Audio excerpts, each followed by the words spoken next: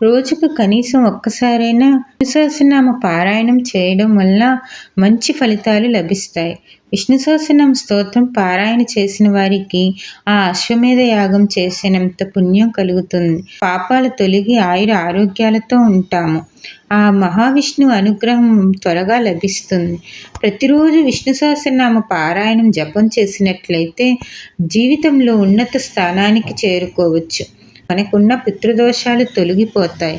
గత జన్మ పాపాల నుండి మనకి విముక్తి లభిస్తుంది. మనకు కలిగే దారిద్ర బాధలు తొలగిపోతాయి. జ్ఞానానికి మోక్షానికి దగ్గర దారి ఆ మహావిష్ణువు ఆరాధన. ఎవరైతే మనం ప్రతినిత్యము బ్రహ్మముహూర్తంలో రావి చెట్టు దగ్గర శ్రీ విష్ణు సహస్రనామం పారాయణం చేసి ఆ మహావిష్ణువుని ఎవరైతే కొలుస్తారో సంకల్ప సిద్ధి లభిస్తుంది. మనకున్న మానసిక సమస్యలు తగ్గి ఆరోగ్యం వృద్ధి చెందుతుంది.